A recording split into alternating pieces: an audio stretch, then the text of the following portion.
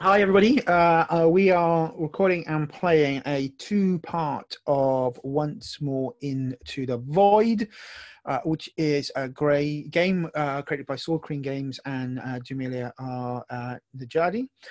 Jamie has created this out of an idea that comes from The King is Dead, and it's a series of sort of simple mini games set in a sort of sci-fi-ish universe. The captain puts their old crew back together, all rivalries, relationships, bring them to deal with something that only they can solve. We've set up our safety tools for this game. We are using the X card. We have set up lines and veils. We've set up a grid that sort of determines whether players are interested in romance with each other's characters. And we've set up a palette which allows us to sort of frame what is acceptable and not acceptable for us as players in a sort of a shared narrative universe around space and sci-fi. We've chosen our playbooks from the game as well. So within those playbooks, there's sort of a description of them. We've named them, and then there are qualities you set. And within this game, the next person along sort of sets your final quality for your character to give them something to play into. So we're going to go through in character keeper order. And start with the captain, because the captain is the person who has to run through a montage and bring the crew back together. So, Will, can I ask you to introduce yourself, the captain, and give us a sort of a brief-ish description of them, the qualities you currently have, and then Donna, who's playing the veteran, the next one across, will give you your third quality. Okay, so my name is Will. My pronouns are he, him, and I'm playing the captain, Commander Pasta, today, who is a military man wearing an old uniform that's made to look new again, which I believe is it's like a dress uniform with tactical armor embedded into it, and the dress uniform part is all spick and span, but the tactical armor is worn and reliable. You know, it's maybe an older model that he used to wear back when we were all part of the same crew, and he refuses to. You know, it saved his life. He's never going to let it change it out until it breaks, basically. And tattoos that tell a story, and I think those are service tattoos running up his arms from back when he was a grunt, sort of detailing his military career going forwards, including a few things that have been blacked out for censorship reasons. Even in the far-flung future, it's easier just to tattoo over something than it is to get rid of it. Awesome. Okay. So, would you like to explain your qualities and sort of justify why you have them, and then we will ask Donna to choose your third quality from the list available to you. So the qualities I have chosen are stubborn. I think that I'll never back down without an argument, and you know, like, we'll do what's right even if it's against orders and things like that. And haunted because you know, being uncompromising leads you to having to make hard choices when it comes to the sort of high stakes missions that we were on. You know, like we could only save one of these three places. Which one did we take, kind of thing. And those decisions linger, in fact, longer, especially perhaps because the broken political system that we are a part of, you know, didn't live up to its end of the bargain for some of the people who were on the line. Okay. So the player to the right of you chooses your third quality, and it would be good for that. Excuse me. It'd be good for that individual to choose it and give a reason and sort of work with that player to sort of fit them into it, rather than just imposing upon them in a consensual. So we make this a consensual sort of adjustment of the character. So, Donna, would you like to choose one for the captain? Yeah, I think I'm inclining towards intimidating. Sure. And I think, though, it might be interesting to play with this once we get started. You know, is that in terms of command style or reputation or just general personality? I don't know. Yeah, I think it's in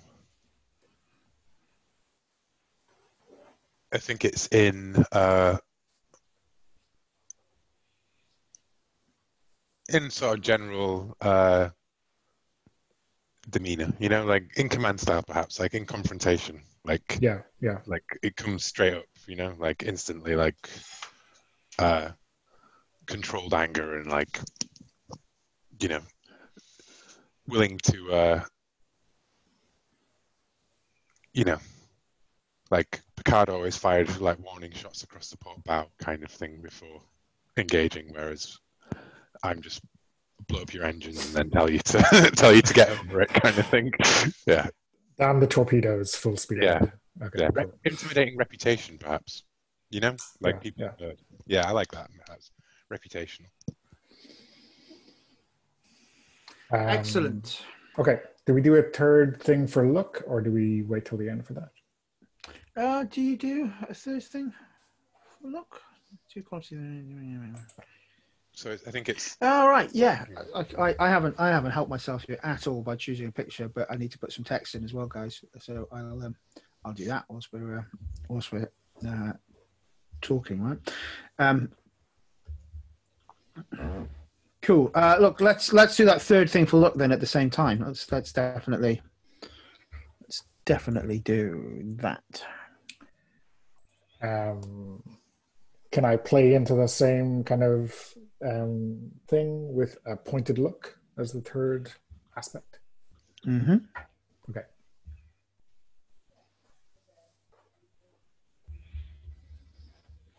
Okay. I think that's it.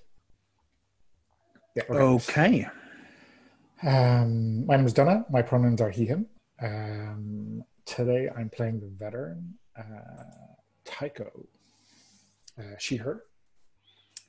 I think maybe historically she was the captain's kind of senior NCO, had been with him through just about every campaign, but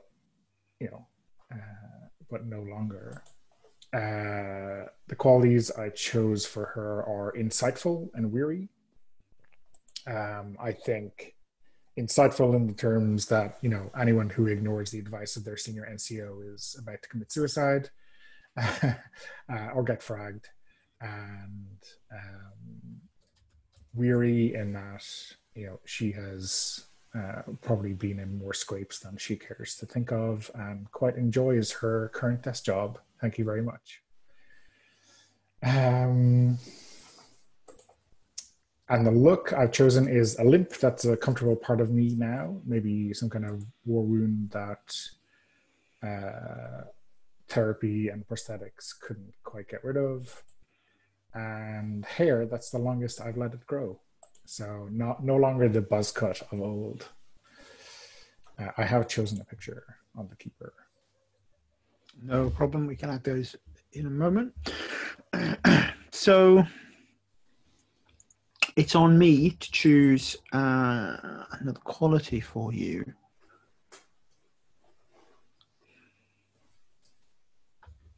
I think we've established that the captain's a bit of a driven hard ass, right? So we've got insightful and weary. So I was wondering whether to ask you to pick up sort of, if you like, the forgiving aspect. So you have to sort of help Commander Pasta sort of get their head sometimes, I suppose, out of that military rulebook view and look at things in a more human way. Is that something you're interested in playing? Is that, sorry, forgiving, or yeah, like what you described sounds more like nurturing? Whoa! I've just looked at the veteran. So yeah, nurturing would be fine. Yeah, I'm happy to say nurturing. I can be a mama bear. Okay.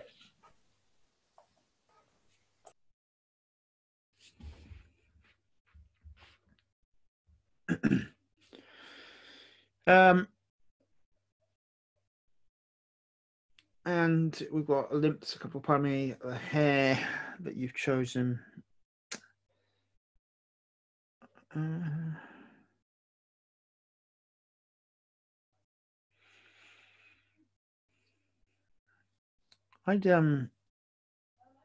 I'd suggest that maybe you have a sad smile.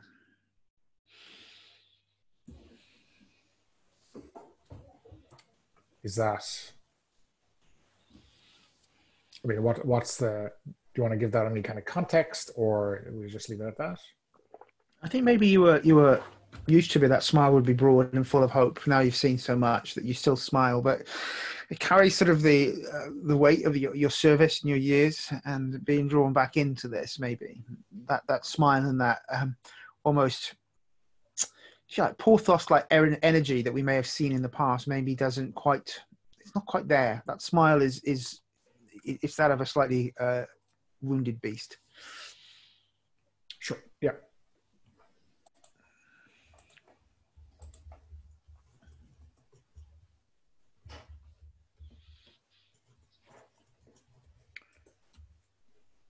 Cool.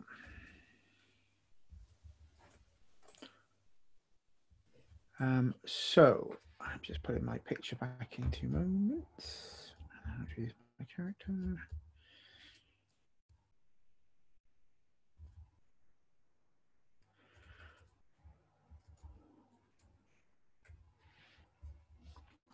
So I am playing the Reformed playbook. I'm Dave. I'm a he, him. And I am playing Aegon of the Dancing Fane, who is they, them. And the Reformed, you try to leave the past behind, shame, all of it. You betrayed your people and all you stood for a captain who didn't stay when you asked them to. So I think I'm playing part of an alien race. That race is effectively a family of, or a race of, at least the order he says, are masked warrior monks. So he is armed, dangerous, silent, as a member of this religious order. His qualities, or their qualities, sorry, are focused and enigmatic. The focus being the years of training and discipline and military training. The weapons are definitely primarily hand to hand. Enigmatic, because the character primarily wears, I think I'll introduce in a moment, a family heirloom, which is the masks and the weapons of the family, which are passed down by generation to generation. You've never seen their face over all the years you've served with them. And as a result, they are quite enigmatic, just to the point that it is difficult to really sometimes see what they're thinking or feeling.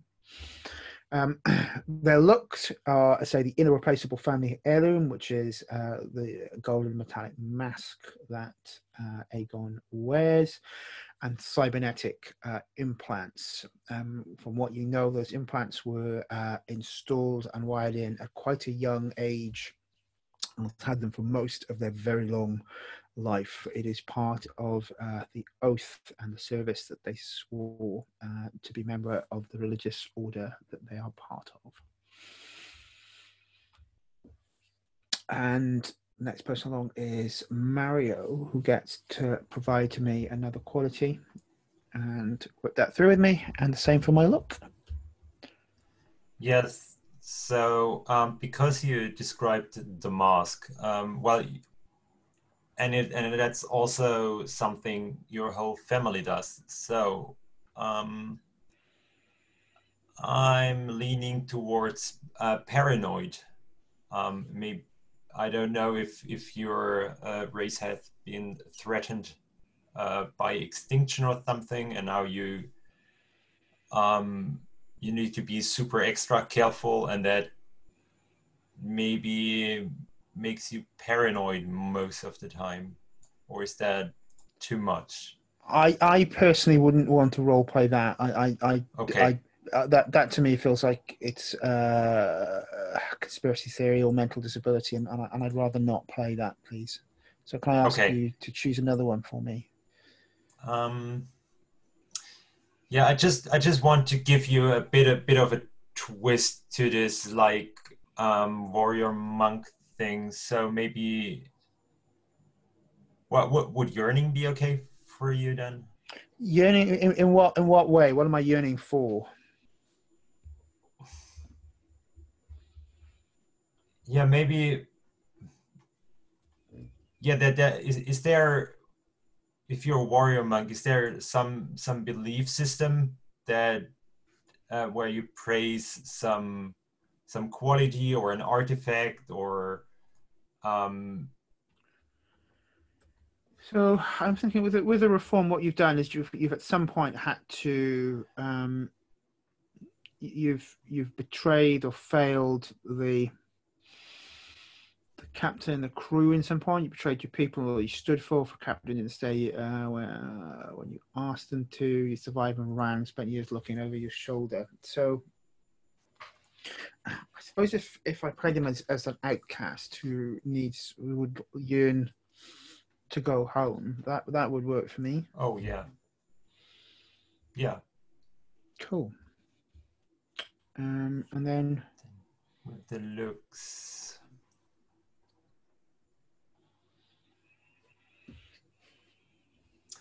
what about a warm smile no one sees? Lovely. I think we've established why no one sees it.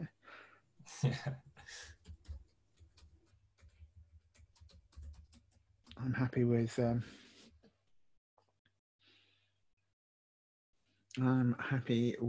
that, which we then come across to Mario to introduce. Okay, my name is Mario, use he in pronouns. I'm going to play the Believer playbook, and my character is named Lily, using she, her pronouns. Yeah, so Lily is always on the edge between naivety and just, well, coming up with explanations for the cruel aspects of life. So whenever someone of the crew is doing something that might be morally wrong or considered to be a horrible act, she always finds an explanation why it, or a justification rather than an explanation, why that's good. And she, throughout the years, she came up with some sort of her own belief system, and or maybe even a fate. She started to convince people and well, even though there has been people talking about the captain letting her down, she has a whole bunch of theories and explanations for why that wasn't the captain's fault. And she truly believes that. So basically, her qualities are generous and easygoing. So the sort of a happy-go-lucky character type. And the look would be hollow glasses and a sweet voice. So maybe the best character you've ever seen in sort of a bit of a cyberpunk aesthetic. So if cyberpunk would have a friendly part in it, it would be her, I guess.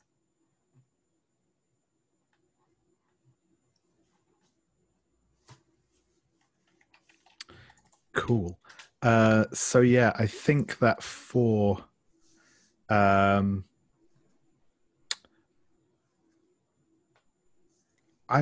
quite interested in, for the quality, in going for ashamed. I wonder if there's maybe something that Lily did or didn't do in the past that is still haunting her a bit to this day, and is possibly one of the driving reasons for this kind of belief system that she's created. I don't know how deep and how troublesome that should be, but the way I imagined her, it might be that she doubted the captain for quite a bit, and that troubles her to her day that she hasn't proved herself to be like loyal, like 110%. Yeah, that sounds good. That sounds good. And I think for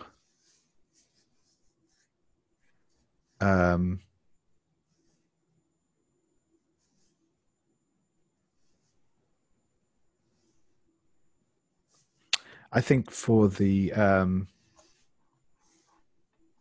I think I'm going to kind of tie back also into that with a dark look that no one else sees. So just again, that represents those moments where kind of her sort of bubbly personality kind of fades away a bit.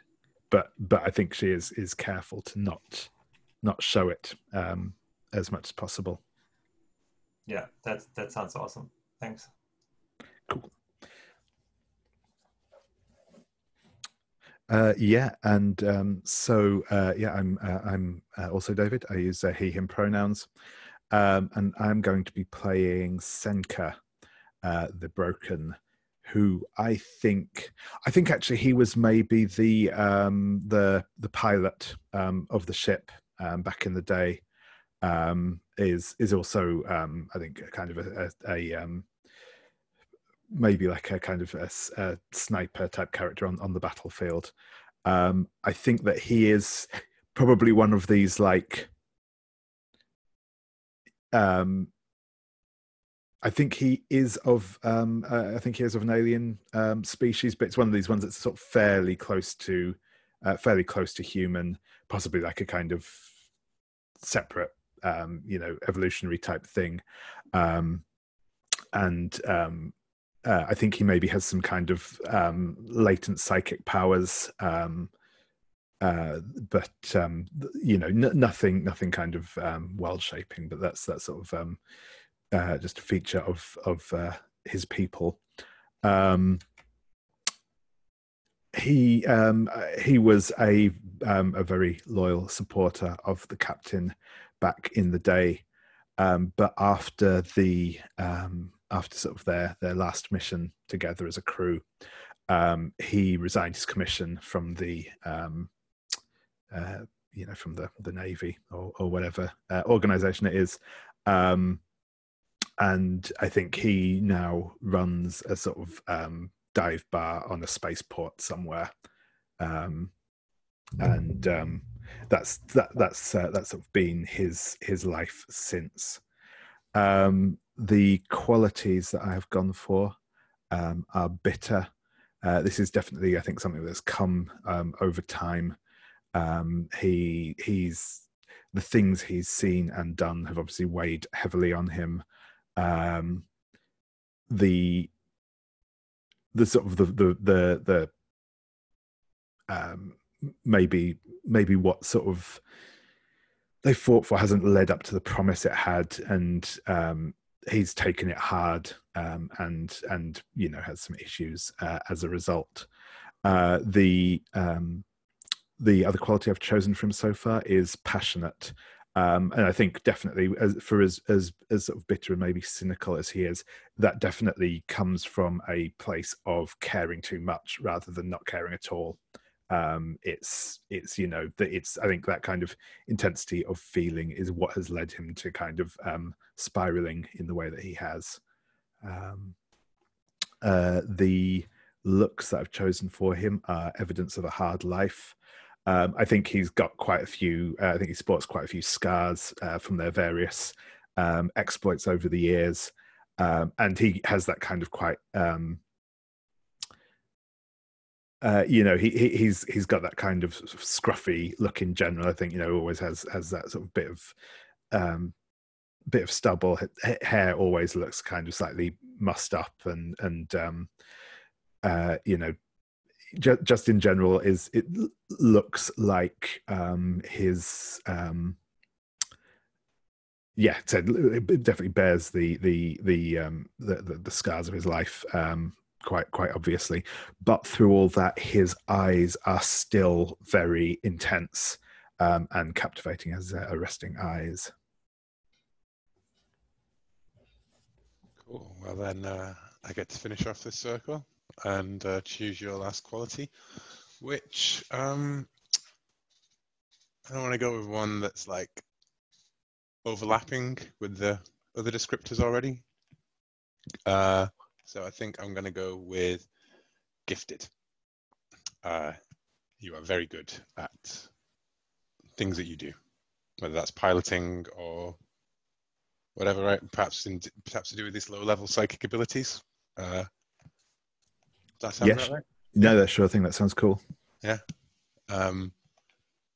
You know, I think based on everything, like I use those gifts for the wrong. What was it all for? Stuff. Yeah. And looks. I think out of all of those that you haven't already sort of like explicitly said during your previous descriptions of yourself was a weapon always at ready. And I don't know whether that's necessarily like visible, but you know, perhaps it's something that you just pat to reassure yourself at the right moment. Sure, I think that sounds cool.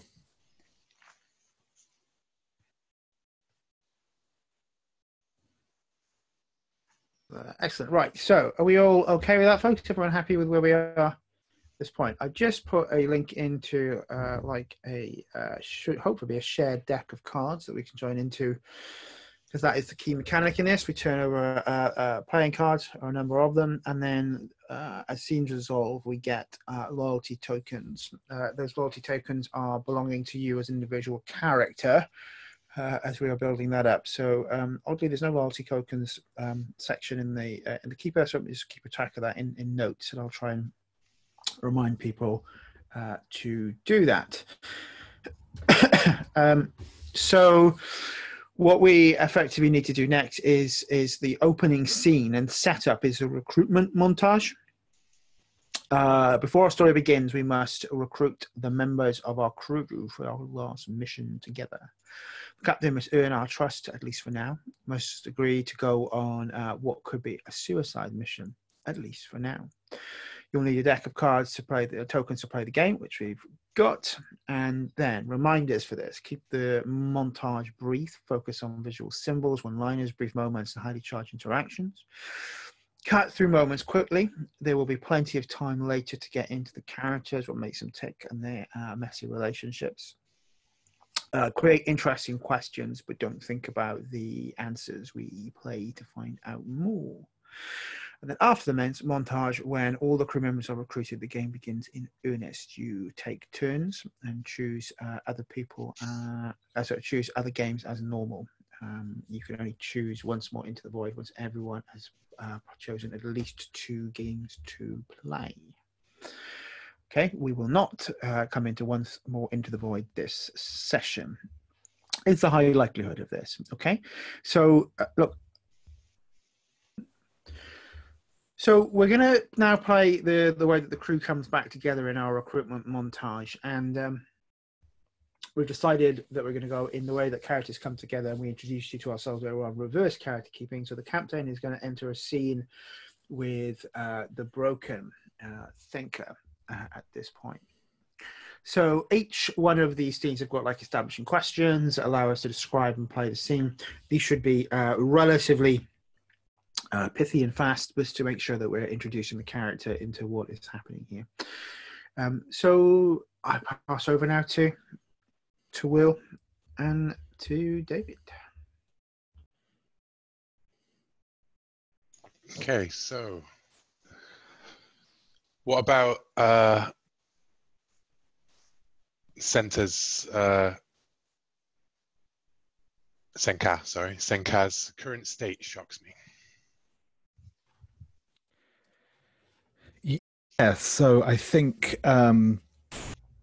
we when sort of the scene comes up, you've said that, he's running this sort of dive bar now. I think it's probably actually even closed when you get there, but there's a member of staff inside sort of cleaning up from the night before, who basically sort of says, "Oh yeah, the boss is the boss is upstairs, but he won't thank you for waking him," sort of thing.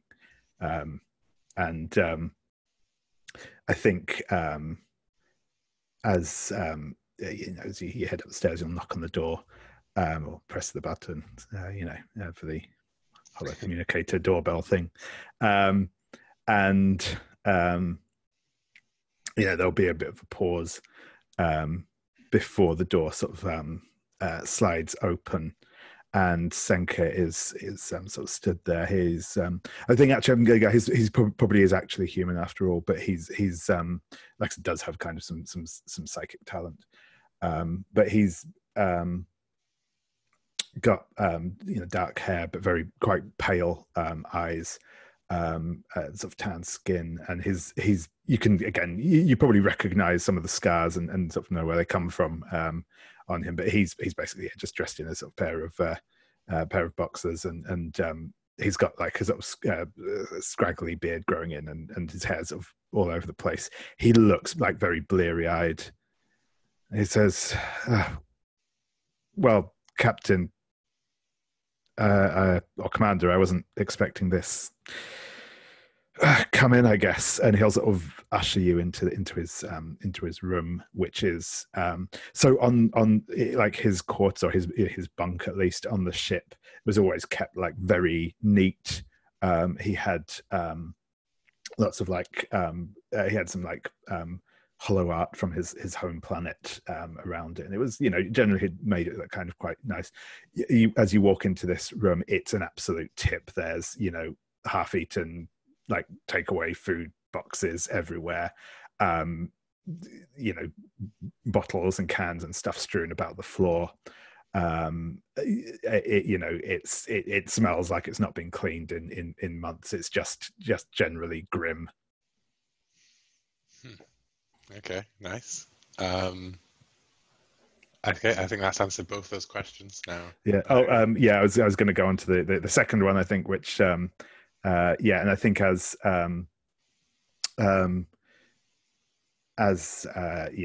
you sort of come in, he's just going to kind of yell into what's obviously the bedroom beyond, and he just yells, "Hey kid, time's up!"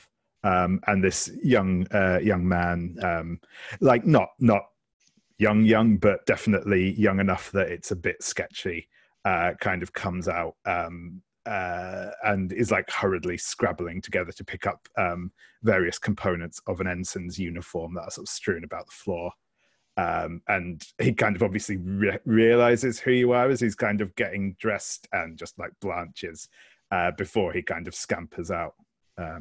Senka just sort of says, "Well, I still try and do my bit for the Navy." Well, you always it's good to see a young ensign taking guidance where they can. And do we now turn on to the Broken's questions to the captain? Yeah, sure thing. So, what evidence of our time together do I try and hide from you? I think that you're pulling on clothes, and within your wardrobe is your pilot's uniform, along with its interfaces to the thing. You've still kept it, and it still looks unlike the rest of your stuff, it looks pristine, like absolutely well kept. Yeah, it's like, sorry, I was gonna say it's like in one of those sort of, probably a bit more high tech, but like one of those sort of like suit, like transparent suit carriers, and it's like obviously it's got the small glow of a stasis field around it. I think that's a sign of your former discipline, that you've used to harness your gifts. What weakness of yours do I exploit?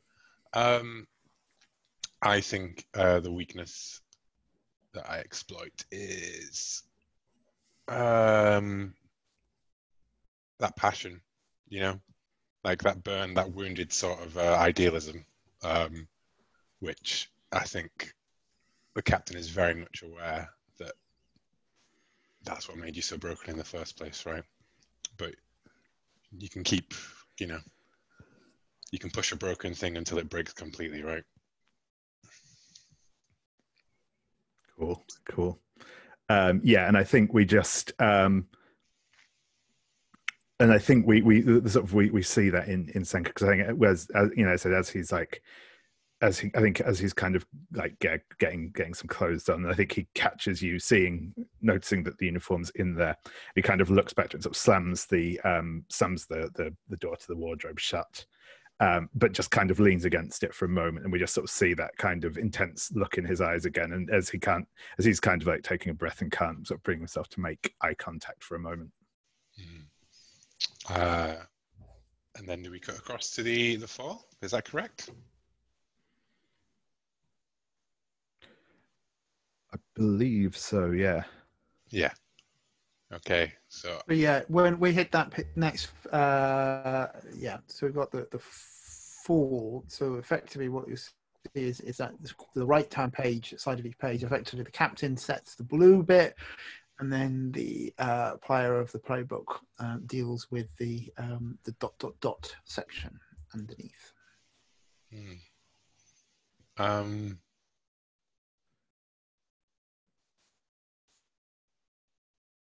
Sorry, I'd accidentally highlighted some of the text and it disappeared entirely from the book because of the white on black highlighting. Okay.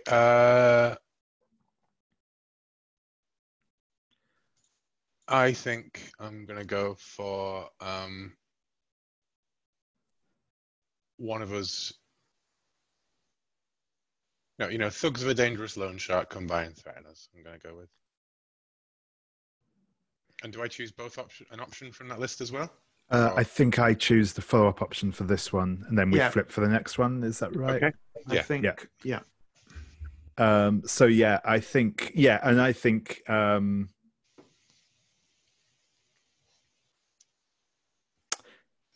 Actually, no. I think we will. I think things will get violent, forcing the both of us to work together like old times. I think, maybe these sort of. I think maybe that we kind of just get that moment where says Senka's just sort of got dressed and says, "Well, the bars.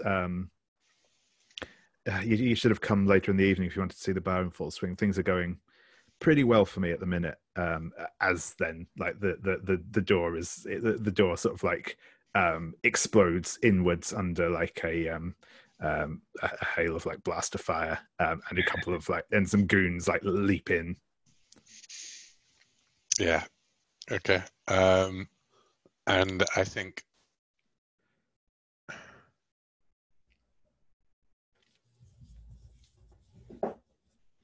one of us attempts diplomacy while the other goes in for a kill. And I think that what happens is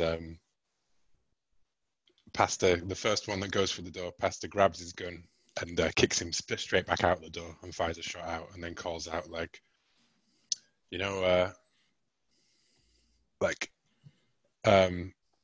my name's Commander Pasta.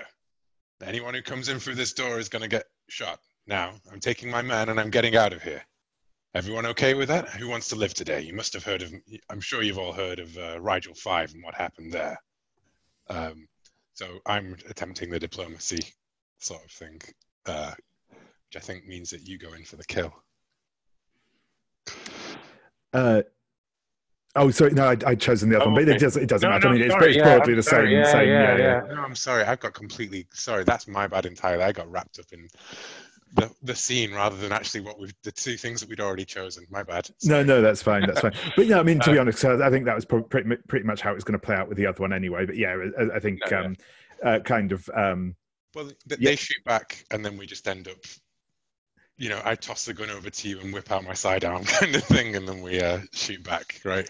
Exactly, yeah. And I think so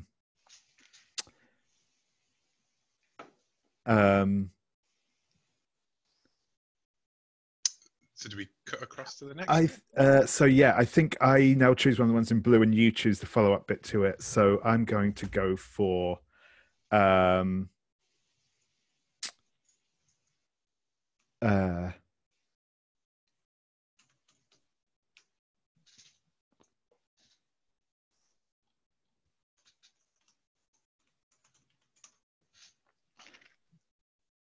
I think one of us offers something of incredible value to manipulate the other, and I think this is probably the captain offering Senka something, if that's okay with you. Yeah, that makes sense to me. So I think this is probably kind of like after we've sort of sent sent the goons packing. I think Senka's like opened a bottle of something and poured them both 2 glasses. I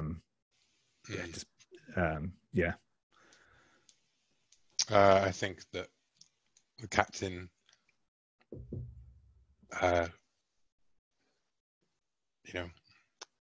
pulls out his hollow pad type thing, presses a button on it, and slides it over as the tray goes up. And I offer you the reinstatement of your full wages, of your full salary, military salary, or your full official salary and pension, backdated since our last mission.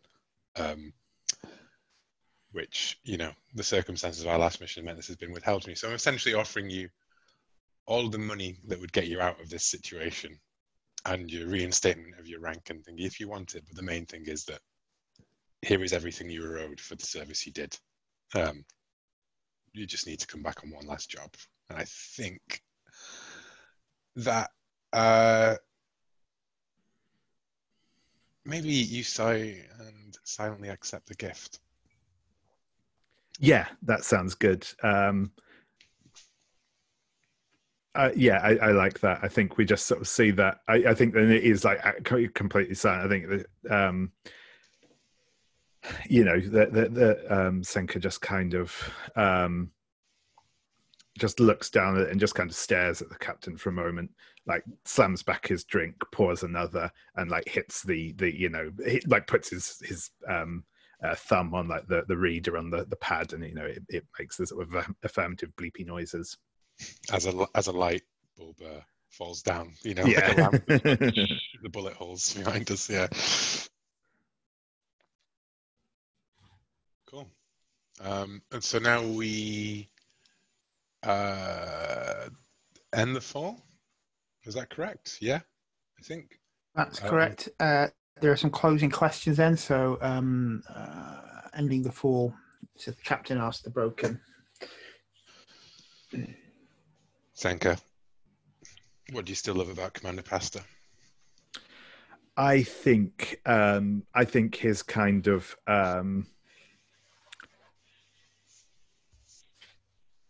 his directness and his willingness to sort of step up for his crew. Nice. Loyalty. Oh yeah, and I'm going. What faded hope do you see in me? The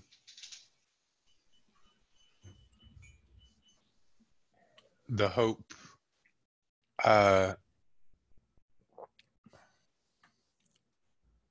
In you, I think we see the hope. That it all meant something. That we can be redeemed, like not redeemed, but like that we can, like it can have been a success at least, like we can change our failures into success over time, kind of thing. Like the story's not over yet, Sure thing. Yeah, that's cool. Excellent. So the final act of the introduction is the captain draws a card and we find out what happens next. So on that shared card deck holder, so I think everyone's hooked on to that except maybe the captain. I have logged into it, but I don't see how to add my little figure kind of thing. I don't think it matters. It shouldn't matter too much because the cards are just dealt with and then resolved, so they don't have to belong to someone's particular hand. But if you were to I'm going to do a shuffle of the deck to start with. Yeah. Then you click and turn over a card, and then sort of add it and pull it across to the. I don't know if it says to play it with or without jokers actually. So let's put the joker to a side and pull one other. So just drag that across and pull one more. I don't know if it counts as a face card or not. I'll ask Jamie next time I talk to it. Yeah. So draw one others. Does anyone see like my name in a little head anywhere? No. No, I don't know if maybe it's only allows 4 on. I haven't tried it before, but it's like it needs to go to the desk. No way. Right, let's try. King. It's a king. Yeah. Shuffled? Is it shuffled? Really? We can reshuffle it. I guess I might redraw the cards. I suppose. I did it the shuffle. I think the jokers are out of the way, so that makes life easier for us. Yeah. Yeah. I mean, if you shuffle, random chance has the chances of anything. Right. We'll do a couple of shuffles. Yeah.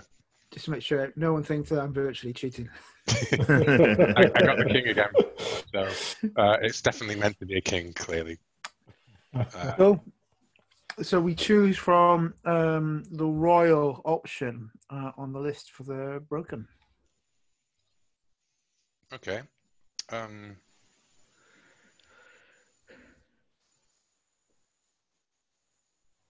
But we don't have tokens yet? Oh, I see. We trade tokens between each other kind of thing. Sorry, I kind of was imagining them as a pool. Never mind.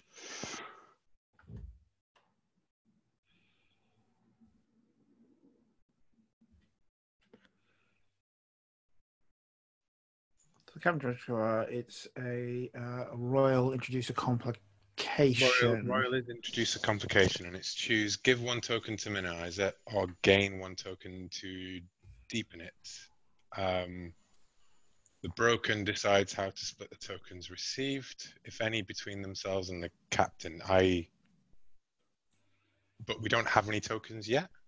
So I think that's the case. I'm just double checking if I have missed something in the setup that we should start with.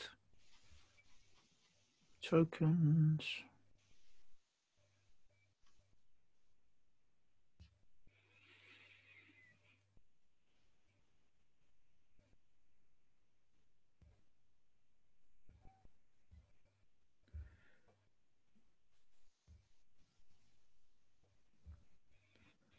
In the setup, I can't see any saying that we start with any tokens. Yeah, so it may just be that we'll have to deepen the complication on this deepen first the one. conflicts, yeah. So whatever that is, I think this is the first one. So you have no tokens in your hand to do that. So it just this is a complication that's likely to come up later on then. Okay, and who do you think would choose that out of the two of us? Or the captain? Oh, sorry, David. Go on. Yeah, no, sorry. I was just going to say I would presume the captain in that because they're drawing the card. But yeah. Yeah, the captain makes choices, and then the player gets to choose what they do with the token generated. Is my understanding. Okay. I'm gonna gain 1 token to deepen the complication of the broken has not flown since the last mission. In fact, part of this thing that I'm offering you is the reinstatement of your full license to fly, right? And so, the complication is that you are rusty or, like nervous or however you want to flavor that sort of not behind the wheel kind of stuff. Maybe it's a fear, who knows, Yeah, that's cool. No, I like that. Also, yeah, he does have a fairly serious drink and drugs problem, which is probably not ideal in a pilot. But there's I'm sure we'll overcome that. So you get to choose who gets the token. I think that I will. I think I will give the token to our captain for that one because, I think this is probably a good sign that Senka probably isn't quite up to the job yet. Cool. Wonderful. So we move out of that first montage, and the next one in our reverse character keeper order is Lily, our believer. Yeah. So, visiting school. is the frame for this from the looks of it. And I ask you, how are you giving hope to others, and how does that reflect my legacy? Well, I think Lily would maybe have a position as a sort of a like galaxy history kind of teacher, and her attempt is to put everything in a wider picture, in a bigger picture, so that the individual acts of cruelty that might have happened during the war won't look that nasty to those who are learning the history lessons, and to encourage them to just like try to save the universe time and time again, or their planet or whatever, and I think as we just happened to be in a war, and you, the captain, had been playing a major part in it. You're a reference I'm taking quite frequently for how bold and brave behavior would help you to deal with life and to bring you forward. Sounds great to me. Yeah. Now you ask me. So, how have I unexpectedly majored? I think that you are very confident and, like articulate and with your students, and even when challenged by another member of faculty, you no longer defer to authority.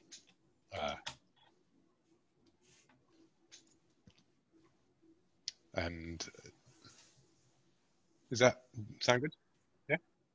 Yeah.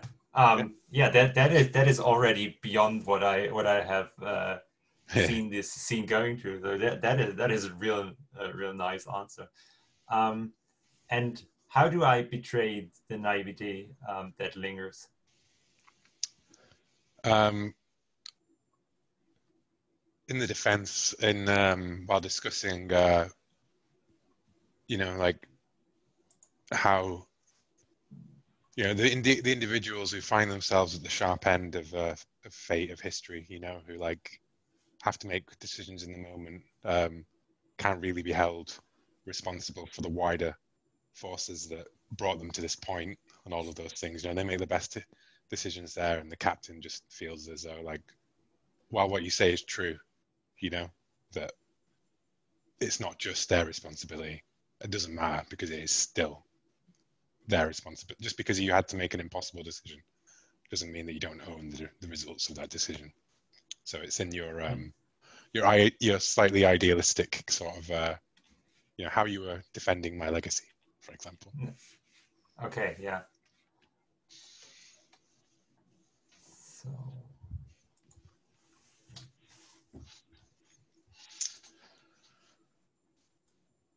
okay. So we go a bit further into the scene. Yeah, I mean, I think this is a like Starfleet Academy type thing. Does that sound about right to you? Yeah. Yeah, of course. And I think I'm I'm sat up in the back row of your futuristic lecture hall. Maybe it looks like the Galactic Senate in whatever, right? Like, and I'm just watching, and I'll come down and speak to like as the class is finishing up, like it'll pop up on your on your thing, and I'll come walking down the steps towards you, like, and then we'll have our visit there, perhaps. Mm-hmm. I'm just watching, because that is clearly leaning into the options we have later on, because that sort of might lead to me introducing you, right? Because that's during class or right after class, and I'm just telling, oh, Yeah. we have got a real famous visitor with us. Yeah, I think that. Ladies and gentlemen, I'm sure you remember this face. This is our famous Captain Pastor. Please have a warm welcome. Nice. So then I will say that the first event of the visit is the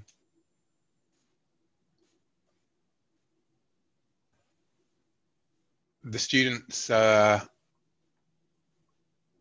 no, one of the students asks if the rumors are true about us.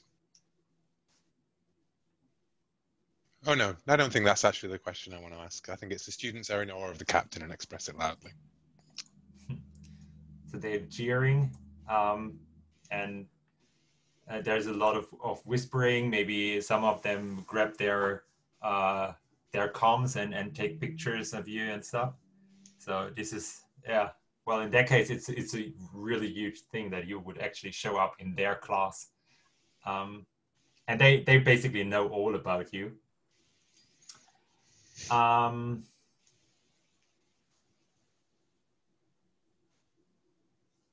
Well, I think I just did not expect your visit, and I feel kind of like misplaced and unworthy, and I'm sort of with the students. I'm still a bit in awe of what happened, and I maybe just everything we accomplished as a crew. I just pin it onto you as a person. So the whole accomplishments of all the crew, that's all you. And I'm a bit overwhelmed. I'm starting to stutter a bit, and then I'm mixing up lectures and anecdotes we had that are totally unrelated, and there's a whole bit of confusion because the students sort of undermine your entire premise of like how it's really the the hegemony and the federation and all of the politicians who sort of influenced this, but all of the actual things was the captain's the commander's like brave decisions. Yeah, right. And I think it's cool. I like that. The hero worship continues. Yeah, absolutely. So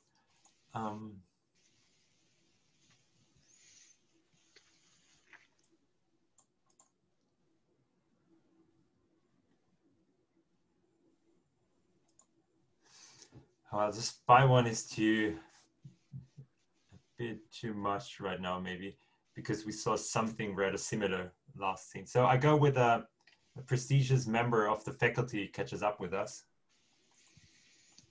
Okay.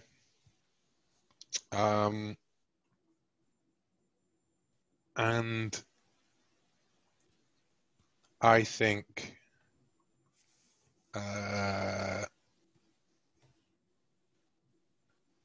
admits to their jealousy, claiming one of us as their own, and I think that they are like determined to keep you at the academy, like not to be reinstated and not to be drawn off again into the your valuable insights and so forth are far more productive than any of that, the horrors that I've dragged you through.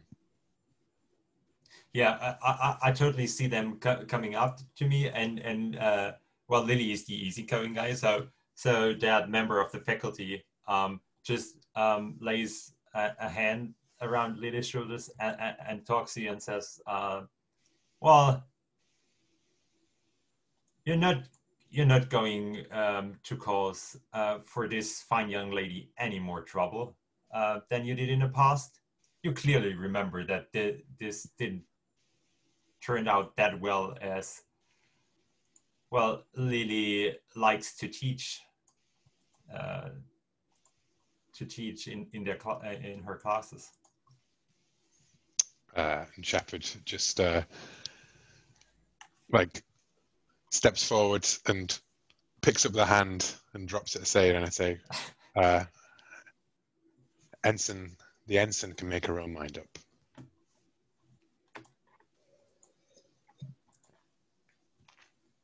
Well, this clearly looks like this is a. I really would have a role here to see where this is going, sort of. Well, I think we've described the scene, right? Like, Yeah. and then the loyalty draw will reveal how convincing, how compelling all this was. So, what makes you wiser than me? Well, I did put everything in a bigger picture, so I'm not on the mostly emotional level. I can see how all the factions played their part in everything. So I can see some forces pulling the universe in one direction or another that you maybe don't see that clearly. Yeah, feels like you're more at peace with the decisions than I am, kind of thing. Like I can't. Yeah. Cool. So, and what can't I ever truly learn from you?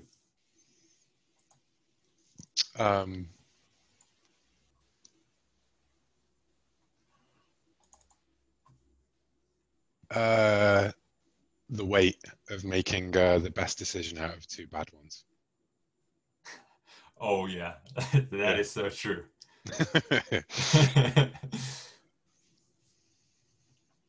Yeah, then we go to the card drawing.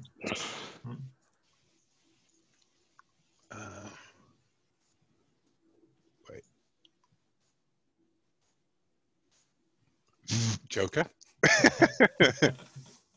Joker. It's gone Joker, Joker, King, and now it's gone King, Joker, Joker. Wow. Queen. Oh, same again. Yeah. Are these all diamond? Yeah. Okay. So, all right.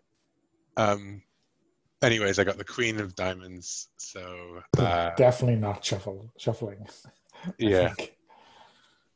It's the Seven of Hearts next. I saw as a quick glance. So I think it's just. Okay, just odds. Yeah. Just odds. Yeah. So introduce a complication. One token to minimize it. One token to deepen. I would have loved to have got the ace. Complication. Complication is that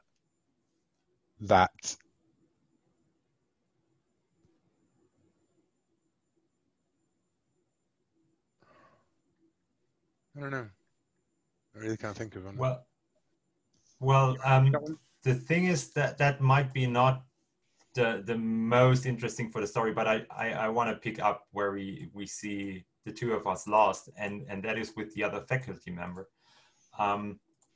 And well, I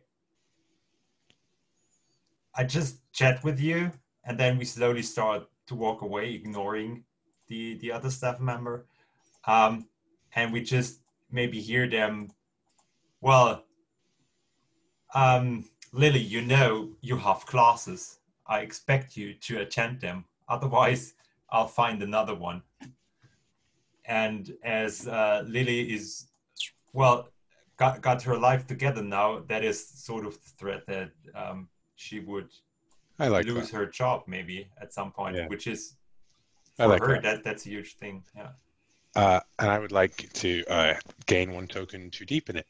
And I think I will deepen it by saying that this Space Dean from the Space University is going to use his space political influence to oppose us, you know, like... There we got a big NPC. Yeah, so now you get to choose where does that token go? Yourself or me? Well, the token reflects the trust we have in each other. So I think, well, that might go to me then, because I'm willing to lose my job for joining the mission. I think it should go to you. Yeah. Spacecraft.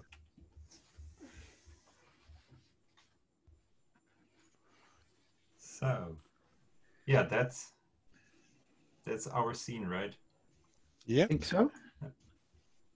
Boom. So then it's me, the Reformed, and Aegon of the Dancing Fiend. Aegon, who are you running from? How do I help you? So I'll paint the scene, and you've got to have to come out quite far to hunt or find Aegon. This is we're on a large, very large, sort of almost mining platform designed to strip mine small moons and asteroids. There's dust and debris everywhere as we find and see the captain and Aegon for the first time. Aegon is surprised to see you. He is. I am the last. I am the last of my line and the last of the Dancing Fane. When I end, then our movement will be over, and we will be forgotten from our people. I am hunted because I broke my oaths for the captain. And how do I find reprieve? It said reprieve is running fast enough that they don't find me. Cool. That sounds good.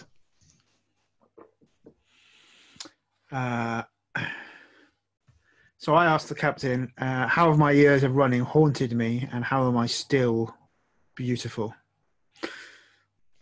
I think years of running have haunted you because you find yourself here in this this mining outpost, right? Like this industrial, like hard scrabble kind of like environment, and I know you to be, like one who, appreciates the biomes and wonders of the galaxy, and that you find yourself here in this artificial, like cold and mundane environment. Something that you would never have been brought to if you thought it wasn't a safe place to be. With the earth beneath my feet and the stars above my head, not here captured in a prison of metal. Yeah, exactly. Yeah. And how are you still beautiful?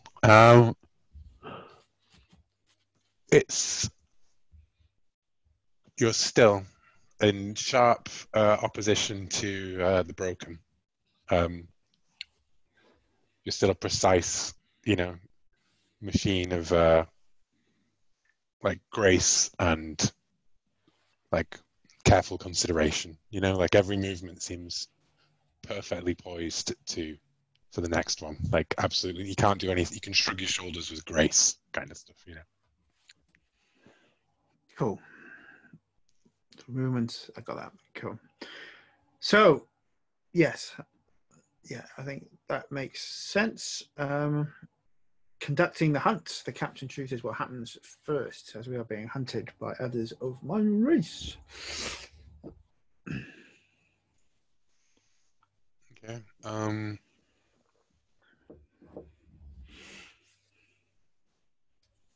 We find out something about our hunters.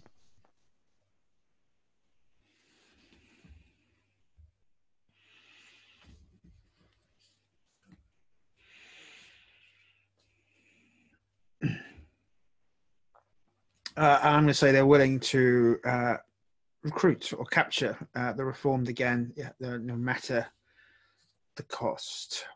So I think we are probably ambushed by similarly dressed figures in a different coloured robe and a mask that looks similar, different. They want to take Aegon back, though his movement has ended. His footsteps will be added to a new dance, and he will remember again, giving life back to our people. And Aegon will not. I will not forget who I am, not even for you.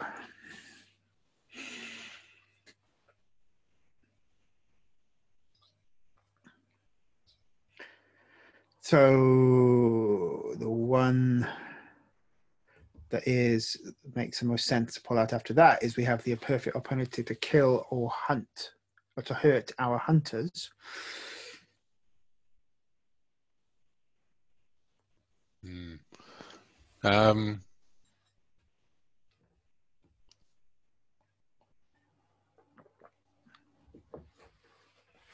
And just looking at your qualities again: focused, enigmatic, yearning. I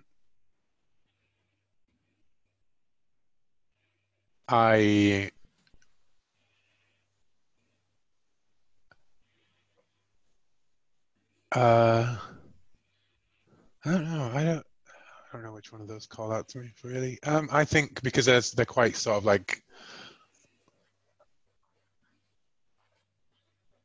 I think I would like to have gone for the. I stop you reminding you that you're better than this, but I feel like the hunters are maybe not so like, evil and sort of thingy that I think that Aegon would be the one looking for it. So you know what? I'll go into one of us gives into cruelty and takes things too far, and I think that Shepherd is going to abuse. Not Shepherd, sorry. I've slipped into what I'm basing the character on rather than what I call the character. Pasta, entirely different character, completely original content. Pasta is going to essentially like abuse the nominal power that he's had reinstated, or maybe just trading off his reputation, and get your hunters effectively impounded and locked down to this mining platform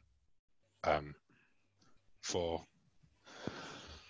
detained indefinitely, essentially, until the nearest military patrol can come and clear things up. And I'm purely, there was no need for that. I feel like they were very clear about how this was an invitation that was offered to you, and I'm just like, well, we can't have you dogging our footsteps. So, does Aegon know that you did this?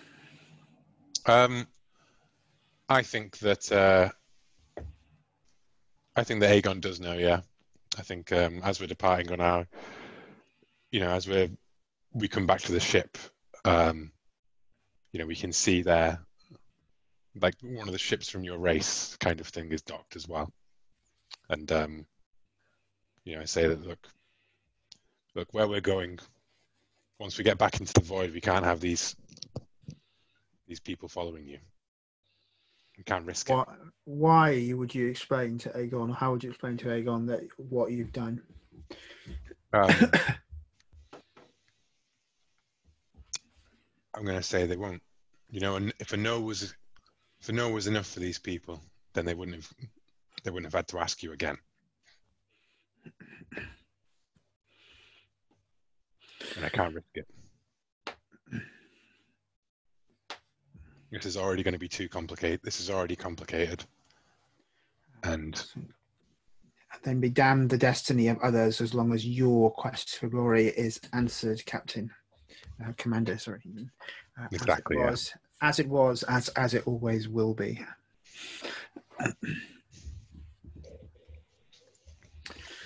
And you get to draw a card. I keep expecting it to be the other person drawing a card, but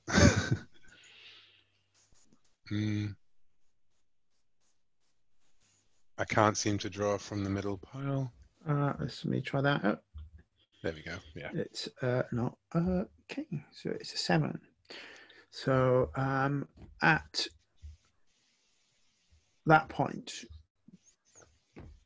because I think Aegon thinks that you have not learned anything in our time apart, I ain't giving you no tokens, and I'm holding 2 tokens. Fair enough. I'm myself.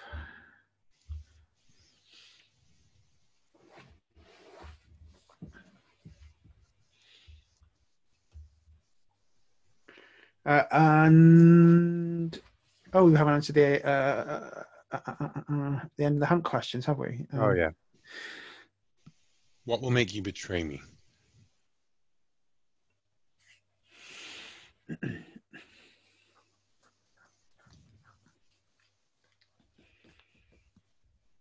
That you will make me once again forget what I am to serve you. Okay.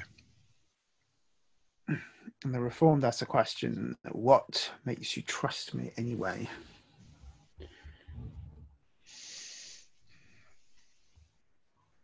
That who you are is exactly what I need.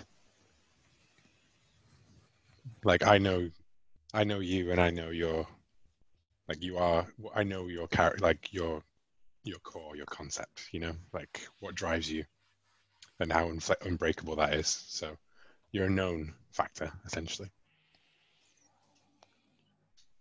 Cool. That ends. I Oh, suppose sorry. I'm just going to say, I suppose that could imply that I know that if I push you to the point of betraying me, I'll know that it's coming. A usable weapon. Then we come to the veteran as our final one to deal with. So the setting for this is our old hideout. So I'm thinking maybe it's like a single ship launch station hidden in an asteroid, like a missile silo kind of thing from the Cold War. Yeah. And possibly the reason we're meeting at this old hideout is a request. You know, like we've recruited up the rest of the Normandy crew so far, which, you know, stopping off to talk to you, but I have to. Can I pitch an idea? Yeah, go for it. Because I'm not sure Tycho is gonna, answer that request by just turning up. So maybe she gets a warning that the kind of security seal on the silo has been breached, and she turns up to investigate. Yeah, I like that. Yeah. Cool. So my questions are... your questions. Yeah. Yeah. How does your age and past show, and why do you look so different from what I remember? I mean, I think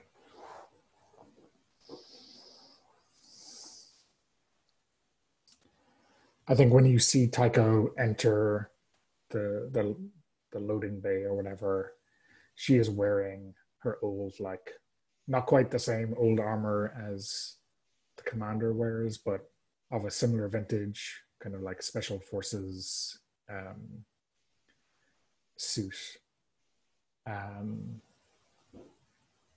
But then, like, her gait is off. You know, her limp is definitely there. And when she takes off her helmet, because she has kind of seen that the environmental controls are okay, I think she has an old habit whereby she, rubs her hair, whenever she takes off her helmet, but it's obviously not the old crew cut. It's this long, frankly alien looking hair for what you remember of her. Okay. And the reason that you look so much older than I remember is, I think, exactly that hair. I think that back when you had it close cropped, the grey didn't really show through. And now that it's grown out, like it's got like, like Cruella de Vil style streaks of silver running through it. Like it's not entirely silver, but it's just, especially in this, So you've got signs of aging beyond what our biological treatments manage with, kind of thing. Yeah. And what of the old you still shines through brightly? I think that the very, as you come into this room, like clearing the corners and things, you see the captain like sat fiddling with one of the pieces of equipment, waiting for you to show up. I think that not only is it you still got like the military training, but the very first thing that you ask about is the crew. You know.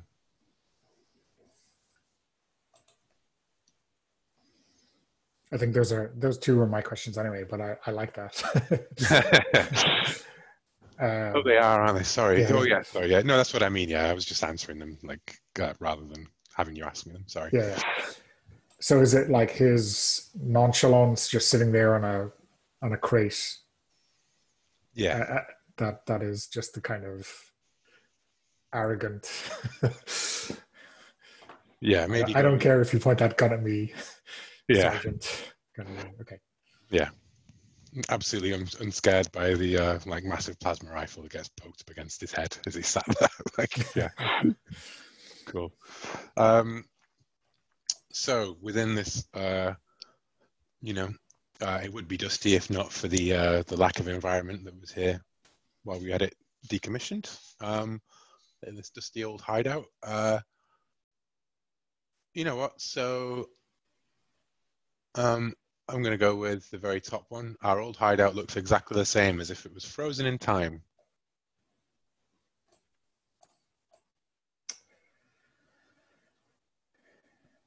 I think we both avoid looking at the one thing that embodies our painful past. Maybe there is a kind of commemorative crew photo on the wall with like a sixth crew member. Yeah, maybe even more. You know. Or yeah. Crew members 6 through 12. Who Yeah. make it. Yeah. I like that.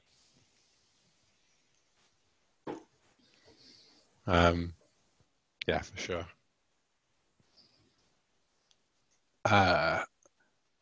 Alongside a bunch of and then there's a bunch of lockers with their names on it as well, like scratched off kind of thing. Cool. Now you choose an event.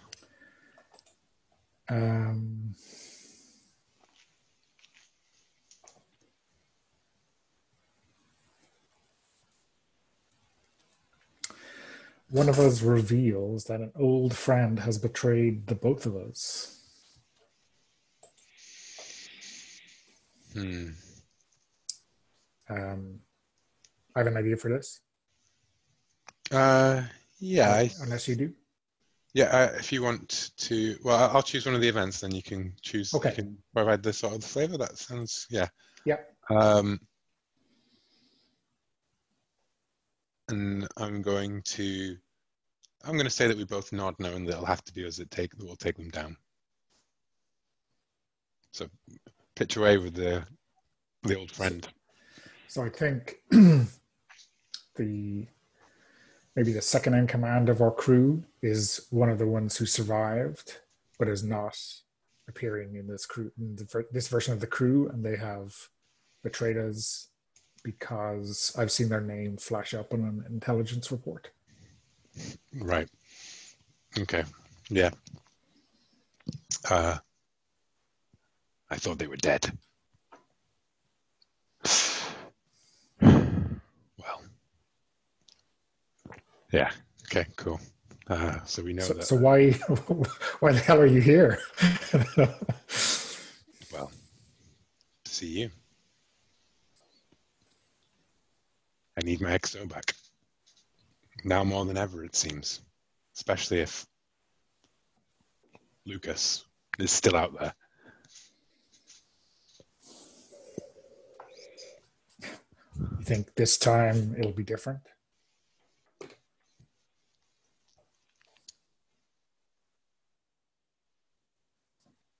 I think that the real problem is that this time it's the same. And just like then, we're needed.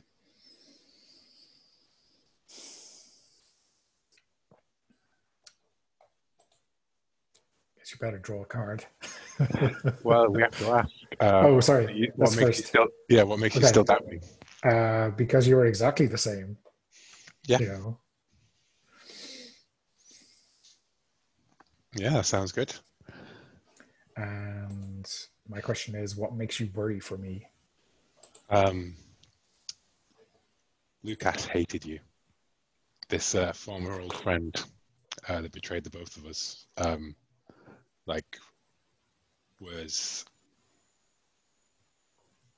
not hate because he was an old friend, right? But like that, they were always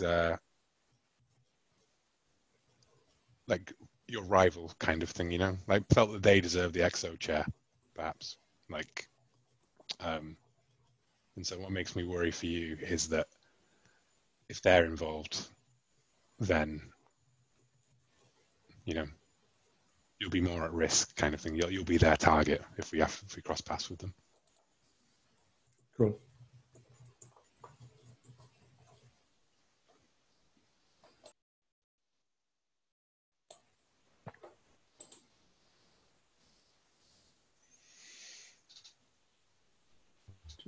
We just got to draw the card then, yeah? And then... Oh yeah, sorry, yeah.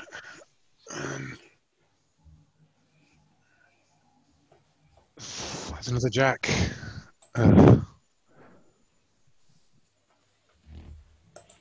Okay, introduce a complication. That Lucas is a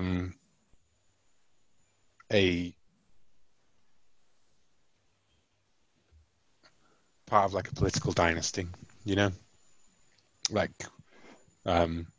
big names within whatever structure we're within, kind of thing. Connections has always been connected. So the complication is that this former friend may have, who is now working for the other side or against us in some way, has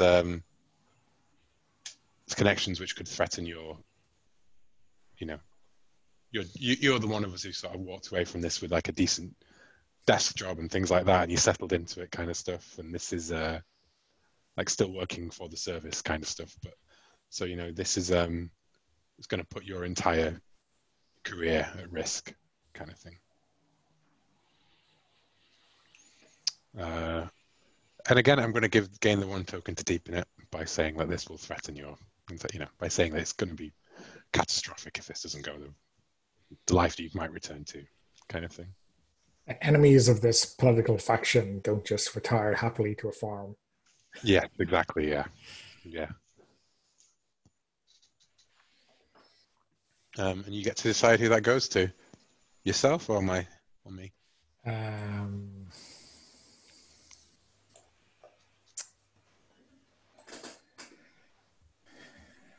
I think I will keep it because Yeah. you're the one who came to me. I didn't want this trouble. Yeah, it makes sense. Yeah. I think that the steer I'm going with for the captain is if you could do it all over again, would you? And his response being like, how would I have any other choice? You know? Yeah. Okay. Dave, I think you had put 2 into my slot for tokens, so I gave those back to you Oh, in the sorry. referred column. So you have 2 and I have 1 now.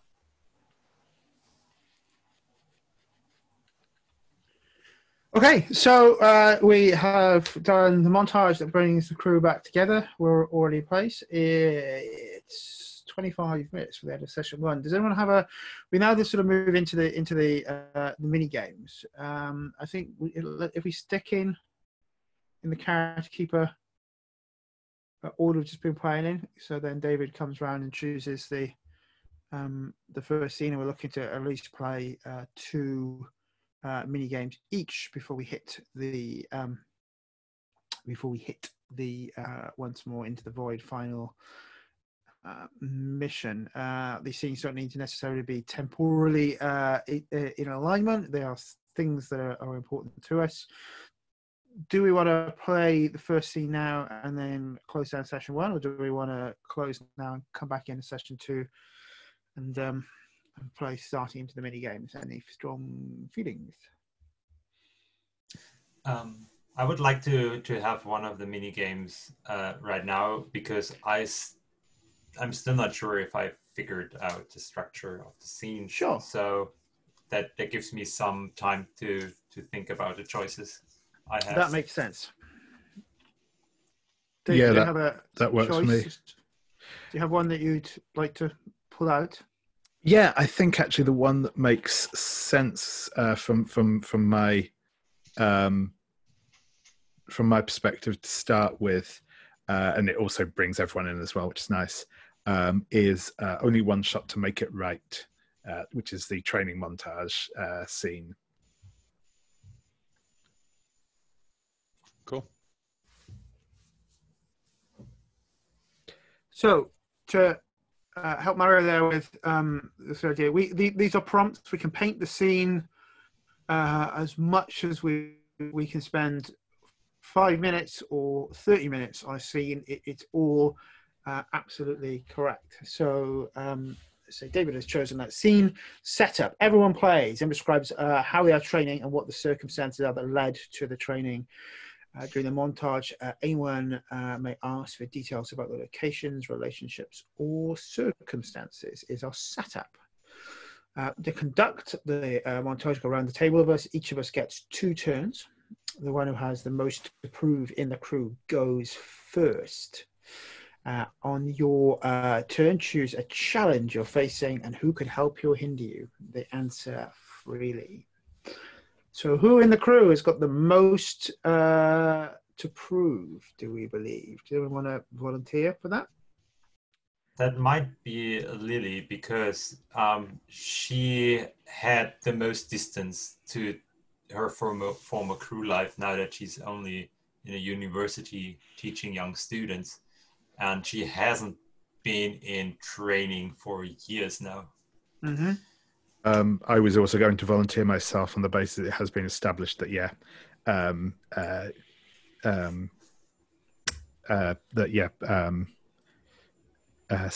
Senka is very rusty if well lubricated. So, but yeah, maybe we start with Senka just so Mario gets a chance to feel the scene structure. David, if that's sure, okay. Yeah, no, that's cool by me. So yeah, I think I'm just gonna have a quick look at these challenges. So.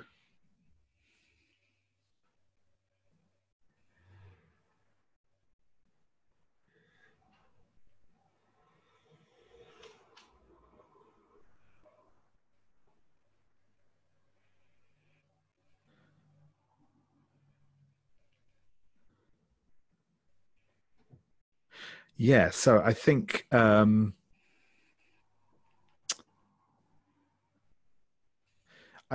because I haven't, I think I'm going to pick I'm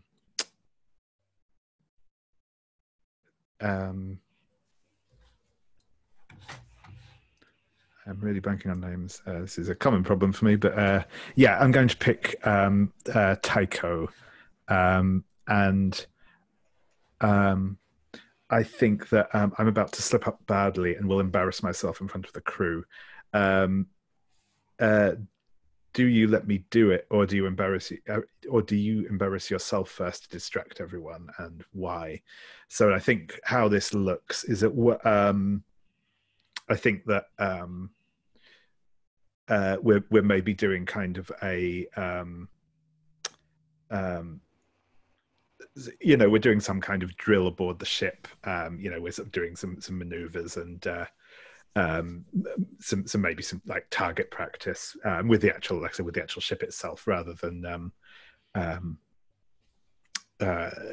like one-on-one training sort of thing.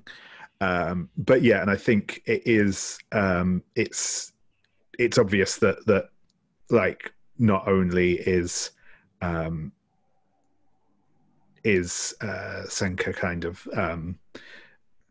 not up to his full speed again, that he is also said he has he's clearly not in touch. Whether it's either it's that issue, whether it's either because he has had too much to drink or he hasn't had anything to drink, and it's clearly affecting him, and he is about to make some sort of mistake that will be quite obvious. Like he's going to is about to like effectively do slam the ship into something because he's not got the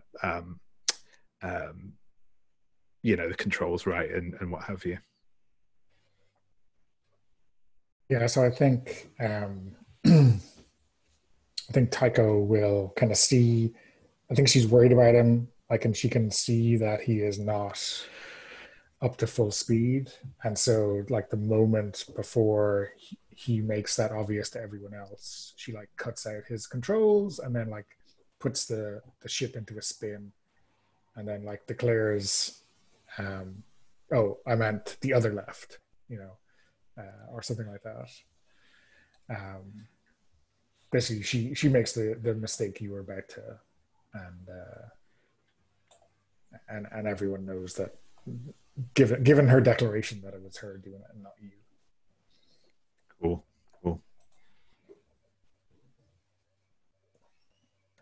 So I guess if we're going, I think we just go now round in order. So I guess we'll go back round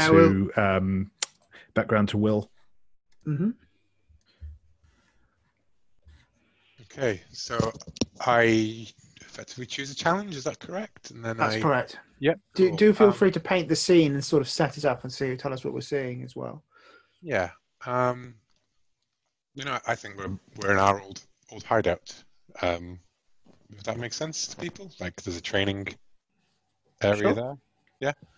And I think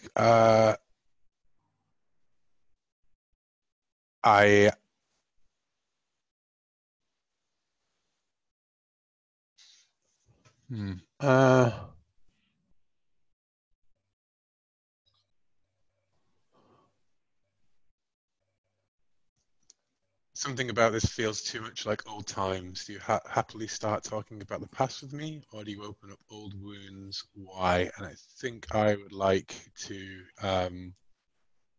direct that towards the veteran. And I think that this particular part of the training montage is us discussing the crew like we used to do, back when we had more crew, perhaps, and the readiness and things like that. Looking, perhaps in the background there is the sort of the biometrics and things like that flashing up, and service records on the side and stuff like that. And it feels very much like when we used to touch base upon, the combat readiness of the crew, or the general state of the crew, effectively. So, do you happily start talking about the past with me? Or do you open up old wounds, and why? Don't know. Yeah, I think Tycho falls into old rhythms really too easily. I think maybe that that incident with Senka has kind of interrupted any kind of resolve she had about trying to maintain her distance. And she's just going through reporting from the biometric scanners, exactly the same rhythm as you remember from the last time. No thought or kind of attempt to hide it from you.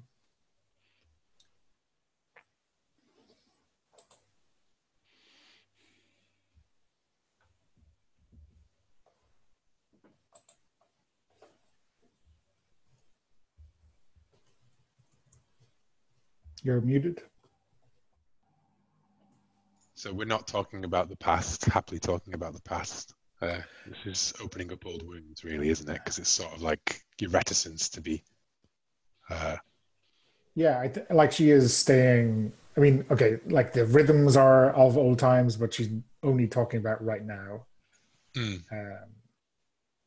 So maybe if you slip in a reference to Rigel 5 or whatever it is, like she just kind of ignores it.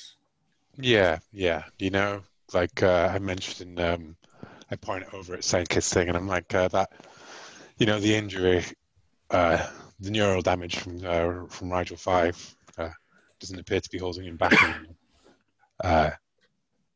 And you know, do you remember that was when, like, goddamn, like when he brought that shuttle in with only one engine and missing on only 1/3 of its wings? Like, that was insane. And you know, perhaps that's why you picked up your limp. Who knows, right? But it's just like shut down instantly. Or maybe like you sort of like go, yeah, not everyone walked away from the crash. Yeah. Cool. I'm happy with that. If you're happy with that, Yeah. Cool. Yeah. So that's you. Sorry, I didn't. Is that right? Oh, I'm next. Yeah.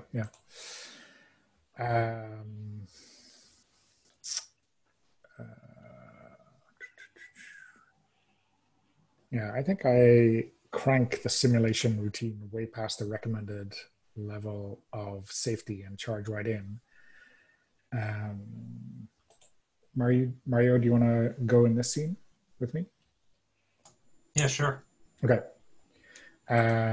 So do you force the simulation to stop drawing my anger, or do you go in with me and save me from myself? Yeah, I have to go fully in it, and and to that point that I won't stop like explaining how everything works and what the consequences are and how you could put that in a bigger picture, and maybe that almost turns into you being annoyed. I'm not really sure how you would react beyond that, but yeah, I'm totally willing to commit to the cause because this is what we have to do. So you like stopping the simulation every time, just as explaining exactly what has happened there? Is it like your teacher mentality? That's yeah, exactly. Taken over? Okay. Yeah. Yeah. So I think like the maybe the third time you do that, you know, Tycho turns on you and just like yells her best barrack parade ground voice out and says like, "Quit it, Lily. If you keep stopping, we don't get the training done." Well, what's the point in training if you get it all wrong over and over again? We have that there is a goal of this training simulation, and that is us to succeed the task. Like we need to succeed in this simulation. Otherwise, how can we win anything if we're not prepared for it? So now shut up and try again.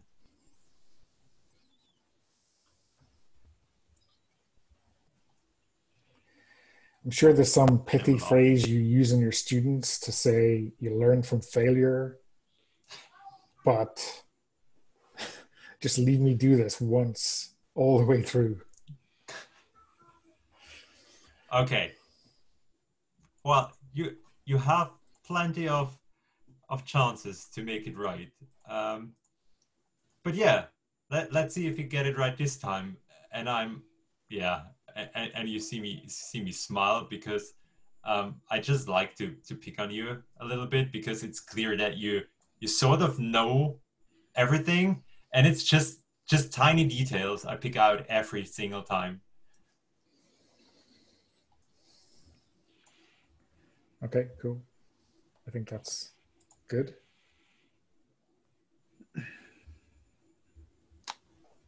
Excellent. So I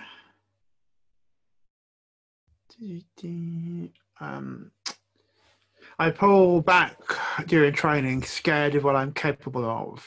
Do you come in and push me over the edge harshly, or do you leave me to be and say nothing, Captain?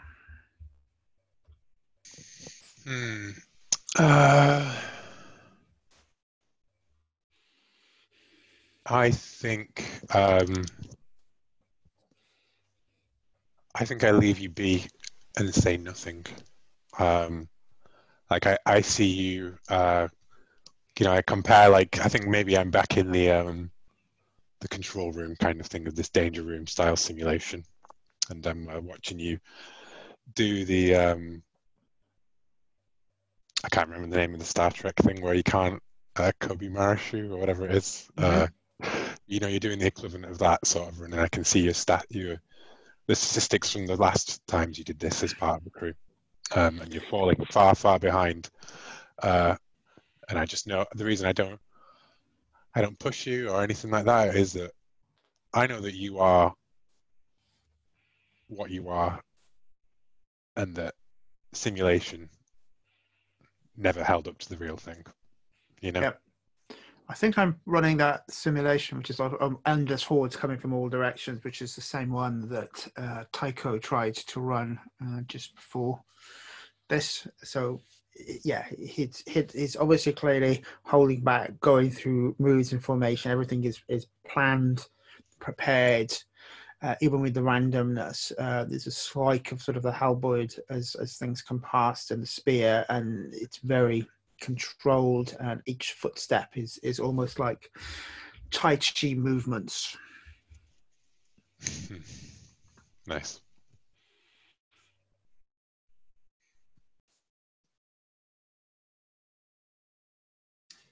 So, if you're finished, right, with the scene? Okay. So, well, in the first movie, we where we had the war, we saw Lily being part of a really toxic relationship, and so we know that she's not really not all her choices are as bad as her lovers, but in this scene,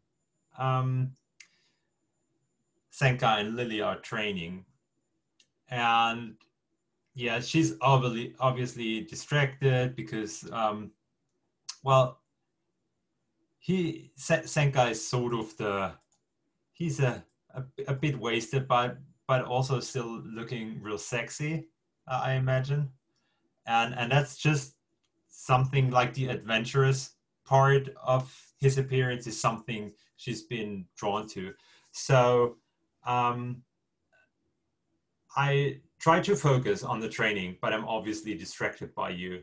Do you take advantage to learn my true feelings, or do you pointedly ignore me, and why?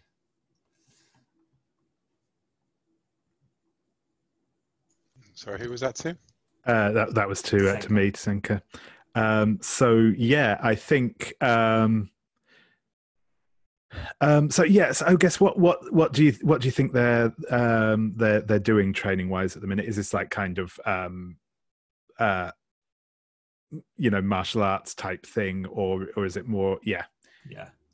Cool. One-on-one combat kind of thing. Yeah. Awesome. So I think maybe Lily has just like pinned Senka, and it's got kind of like the arm over his throat. I think there's maybe just that moment where he kind of catches that look in her eye, and I think he's just going to grin and say, "Look, if you want to take this further, you just need to ask, but buy me dinner first, eh?"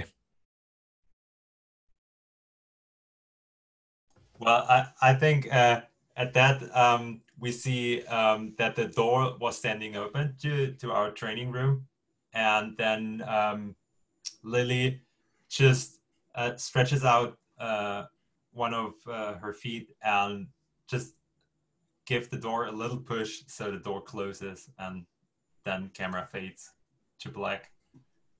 Sure thing.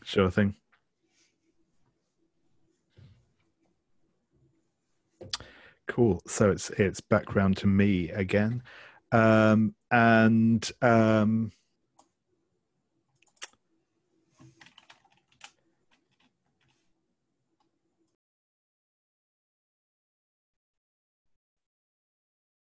think I'm actually going to go for one that's not entirely dissimilar to that. But yeah, I think so. I think that Senka and Aegon are like at the firing range, and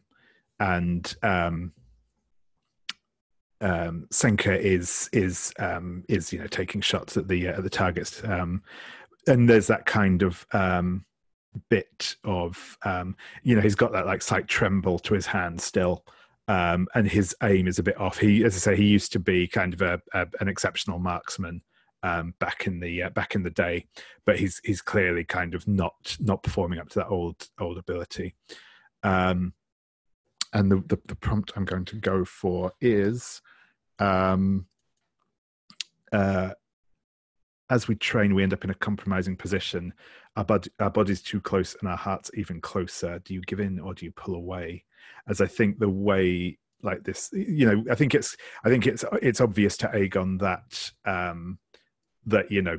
Senka is getting increasingly frustrated with the fact that he just can't get his old skill back. And I think maybe like Aegon kind of does the thing of like leaning in to kind of correct his posture, maybe puts a hand over his on the gun, that sort of thing, if that works for you. Yeah, I think so. Yeah. So it comes behind you, or they come behind you, and they're correcting your stance, and to start correcting, get that tremble out, and our aim right. Good. And then you sort of turn and look at the masked face, and you sort of see one glowing eye and face and eye to them, and there is that moment as your hand sort of puts your hands onto their helmet to lift away, and they pull back and say, I have recommitted to my oaths. What was before can never be again. I am sorry. And turns and leaves the firing range. And I think we just see like Senka just like sort of swears, and without even, he does that sort of thing of just kind of like only sort of half turning back to the firing range, and just sort of like fires off a few shots, and we sort of pan in and see that they're all kind of hit dead center.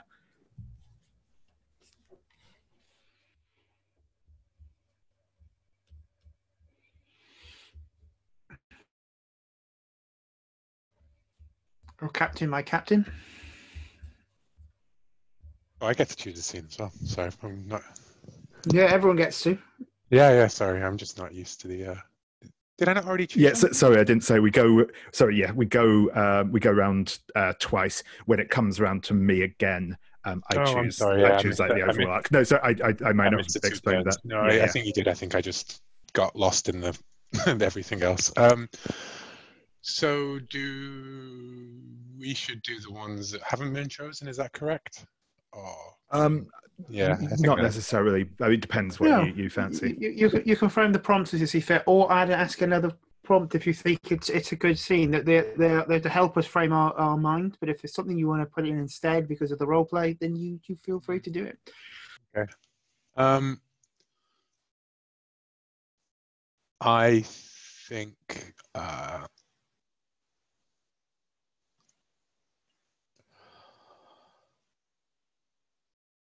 I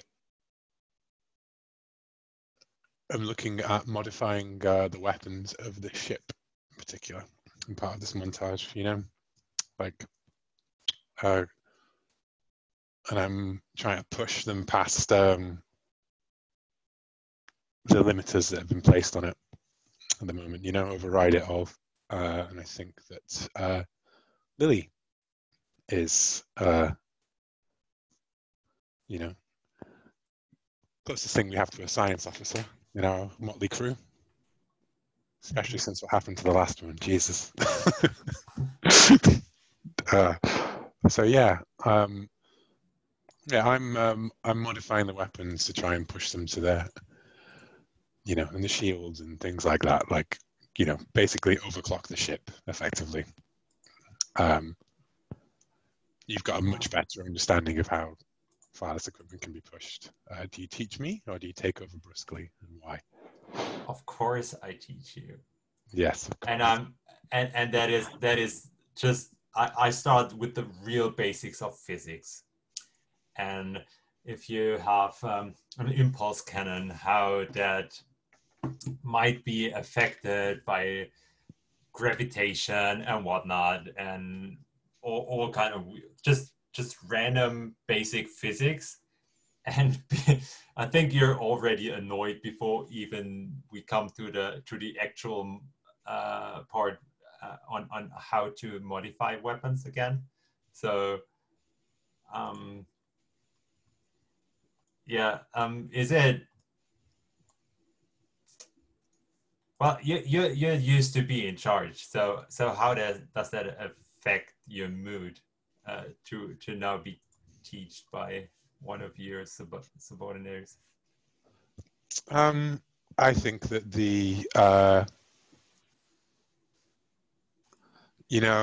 I think that the reason that you I'm testing, the reason that you even that this even comes up is that I'm pushing the shields. Like, you can see them, like, as we're sort of suspended in this sort of like docking bay, like hovering in the thing with like an umbilical. I think that, like, I put the shields on, and you can see like the ship flicker around it, and then lightning starting to, then sparks, and suddenly they burst out, kind of thing. And I swear and punch the control panel, and you come over, and I think that being stubborn, I blow you off at first, and I'm like, and then as you mentioned, like, you just lean straight over and, like, Star Trek style, just push down the touchscreen panel, and the shields just flicker back into existence, like, and you say you forgot to compensate for the tachyon flow or whatever, right? And I'm like, you never used to know the systems. Like, you must have picked something. I guess they teach you things at that university. Well, see, I have time to do some research, and after our last little adventure, I thought, well, proper shields would surely help. So yeah, I hope we're better off this time and don't have to fly home with only half a ship. Flashback to when we flew back with half a ship following. Yeah, and 1/3 of a crew, perhaps. Yeah. There's a reason the pilot turns to drink, Yes. Yeah. Cool. I like that. Yeah. Awesome. Yeah. I think the captain begrudging, like, his stubbornness is won over by your new competence and impress. Well, you didn't do anything wrong. You just knew everything that was to the shields. So just one. That was one button. That's nothing big. Yeah. It was to the best of us to miss that. Yeah. Cool. So that takes, who's next then? That's me, right? I think I need a scene with Aegon. I think I'm going to choose. As we fight, I accidentally reveal that I know more about the enemy than I should. Do you confront me and demand answers, or pretend nothing happened, and why? Do we need to define who the enemy is first, maybe? Is this Lucas and his political grouping, or is this the Aegon's compatriots who were hunting them? I was going to ask you questions about Aegon's people, I think. Okay, we're happy with that generally. So introduce them as the bad guys. So I think he does confront you and whatever the training simulation is that you're in at the moment. Do you want to paint that scene for me to begin with? Yeah, so I think so it's maybe a tactical in-person kind of battle suit simulation, and Tycho has changed the phasing on the plasma rifles to the kind of to something that will cause undue damage to Aegon's compatriots. And it's a tweet that's probably not worth doing for any other reason, you know. So it seems evident to them that that's why she's done it. I think we sort of, the scene opens and Aegon is looking at the simulation, realizing that the modifications to your weapon have been pulled off his own biological records from the ship, and he sort of comes in and stands in front of you with the weapon drawn. He said, "The peace was never going to last, though my Thane was willing to turn away from. They believe them to be holy. They believe their cause to be holy, and they believe you and your people to be deeply flawed.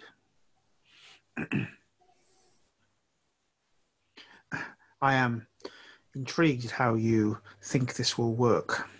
Will you shoot them all yourself this time?" No, I mean, I expect you to do your fair share. I mean, we all have to. There's not a dozen of us this time. And do you think it will be different from last time? I don't think that Pastor has changed an ounce. And he will lead us into this, iota. He will lead us to believe that he can talk them down, but does not understand that this is who they are. This is who my people are. And perhaps I should never have listened to him, ever. I should have struck him down when I had my chance. What, like years ago or yesterday? Yes.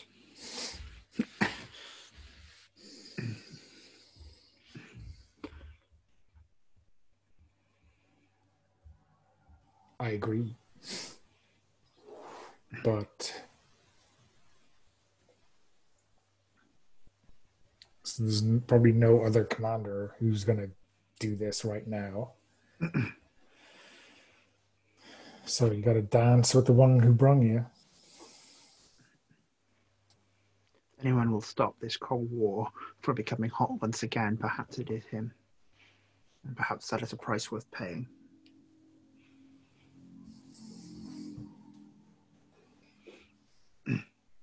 You're off here. And he starts correcting your metrics to make the weapon more lethal. Okay.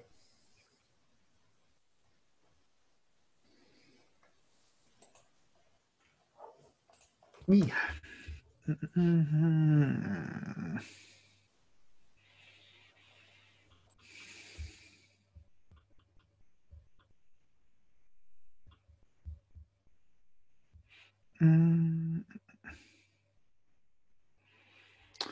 And I haven't really had a scene with Lily yet, and I think I'll pull off the back of that. We see Aegon in the sort of the lab or workshop area of the ship, modifying their weapons with some of the data that we've just been experimenting with. Actually, no, we've done that one. We have done that one. I'm not going to do that.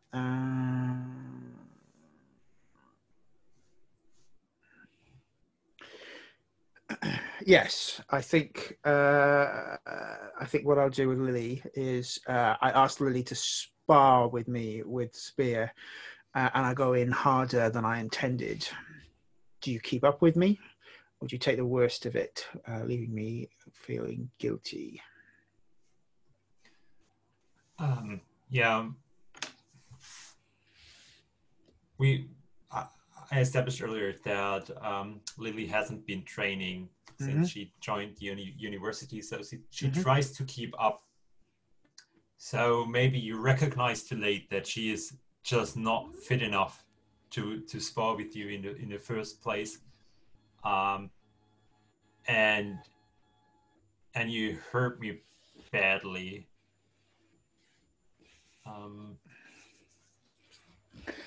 Yeah, okay. You recognize it too slowly, perhaps. You're going through the the normal forms that Aegon has taught you, preparing, practice, and then the speed comes up, and a sharp kick takes your leg out from under you with a sickening crack, throwing you down. To which Aegon stands over you with the spear and looks at you, their eyes looking down. That was my bad. I'm sorry. Should have known it better. Yeah, I was a bit too slow. No worries. I'll be fine in a minute. I've broken your leg, Lily. You will be fine, but we will need to take you to the medical bay. I'm sorry. You think it's that bad? I'm sure I can walk. And she tries to stand up and collapses down in pain. Stay still. We will take you to the medical bay. We will get this repaired. And then tomorrow we will start again. You have forgotten a lot. I am your friend and will not press the attack. If you face one of the other Thane, then you will not be so lucky. And he lifts her and carries her towards the sick bay. And I think does what it says. As soon as your leg is repaired, demand that you return to training, and this repeats until such point as Lily is toughened up. But it leaves Aegon feeling guilty because Lily has clearly moved away from this life, and Aegon is drawing you back in and turning you once again into a killer. Well, we all know it's gonna be a tough ride, so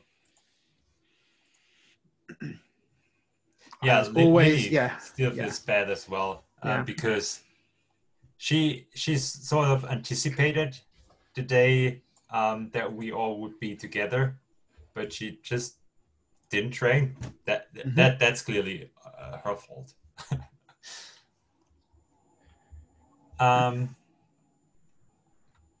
Yeah, cool.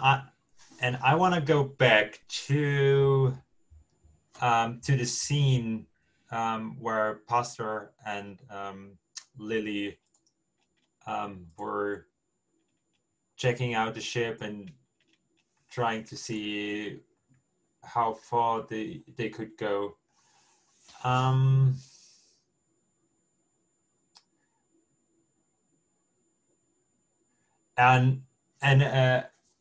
Yeah, and then just Lily comes up with more and more anecdotes, like the time we came home with half a ship, and then she remembers some other anecdotes, like the one where we almost blew up the moon because we got the wrong target, and like the more funny stuff. Do you join me in this bit of sharing of anecdotes, or do you open up old wounds? It's the last one of the challenges. And who is that to? To Pastor. Oh, sorry. Yeah, sorry. For some reason, I thought it was against Aegon. Sorry. I think that I join you. I think that I actually do enjoy it, and we flash back to old times, and we talk about the good that we did. Some of those people, and maybe even you mentioned about how that evacuation of that crippled transport ship. One of those kids is in my class now, like looking to join up and do what's right, kind of thing. Like, yeah. Reminder that even if we feel like we lost the war, we did win. We did win many battles along the way.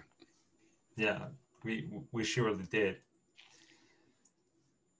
Yeah, and you really get the vibe that Lily truly was missing a lot of this team kind of thing, and that she's not. Well, she's sort of happy, and she sees purpose in her teachings, but also she really misses the danger in her life, and yeah, and she also says like, see, well, we thought that was a real dumb idea, but in the end, everything turned out quite fine. And after all, well, we had our struggles, but you made all the right decisions. See, I think history is proving us right. I think he choked on his drink as you say he made all the right decisions. Yeah.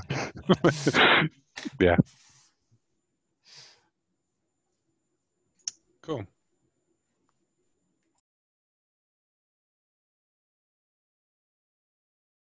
We've gone all the way around, so it comes to David close off what they think the scene has taught us about a crew. Yeah, so I think the one I'm going to go for.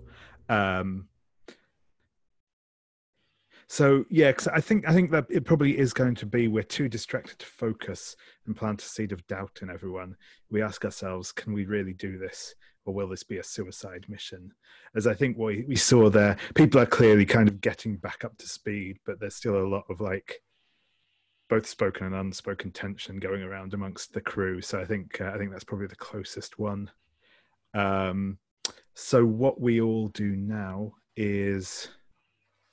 Oh, so I suppose, yeah. And my answer to that is I think that I certainly think that that Senka isn't counting on coming back from this alive. So now what we each is now everyone draws a card. It probably makes sense if we just go around and do it one at a time. And then the result of that is similar to what we had before. So I will go and draw one out. If I can find the tab. So I've drawn a 10. So I think that I take I take 3 tokens, and I also decide how to split them up if I so choose. So I am going to give 1 token to Lily for our training session. I shall put it. I'm also going to give 1 to. I'm also going to give 1 to Tycho for covering for me, and then I will keep the 3rd for my own.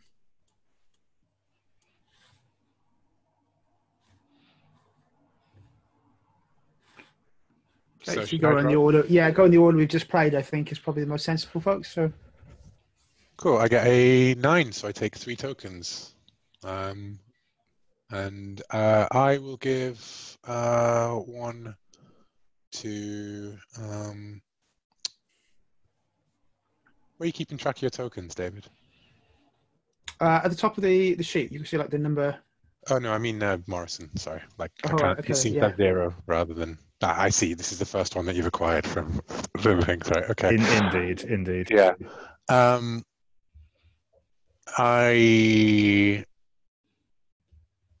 I think I'm going to keep 1 for myself, because I think that despite the bold front, the captain's concerns are very much like those of his crew about him and whether or not it's all going to be. But that's leadership, right? I have to take it, choose. But I think I'm going to give 1 to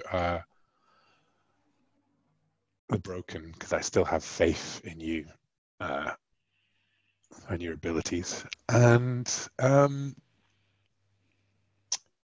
going to give 1 to. I'd feel remiss if I didn't give 1 to the Believer, who I feel whose optimism and whatever is reassuring, as much as cynical as the captain is about his her view on things. It is nice to feel, what I mean, like there is some truth to it at the end of the day. So, and remembering the old times is like remembering just why we need this team together. I drew an 8, so I got 2 tokens. going to give one to Aegon because they'll need it. They'll need all the trust they can get to fight against their own people. And I'm going to give one to Senka because I have my eye on him.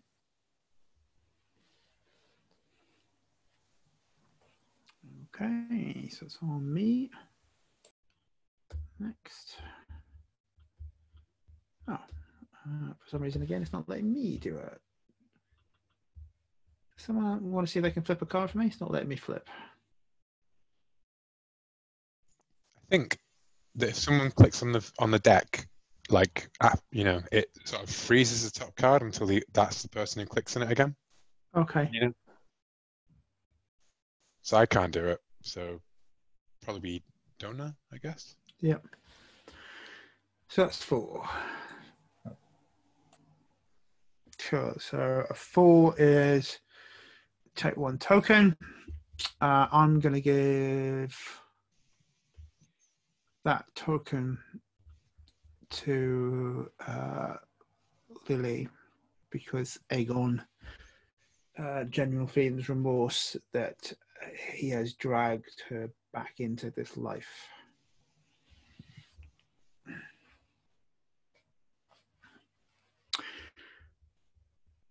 So that's probably a good time to stop session 1. About 20 minutes over here, folks. Do you want to start back on time, or do we want to take an hour and come back for? I think I need to resolve the tokens, but Oh, I yeah, can't sorry. flip my Yeah. card. I drew a card, but I can't flip it for some reason. So I just take another one then. It all went very crazy there. Yeah. There we go. It's a 9, is it? It's not showing yet. So it's a 9, right? Then it's 3 tokens. Yeah. Okay. I'm giving a token, of course, to the captain. I'm giving a token to Aegon for taking care of me and willing to continue training even though I'm clearly not fit for it. And I'm giving a token to Senka for, well, doing all the things that need to be done in the right time.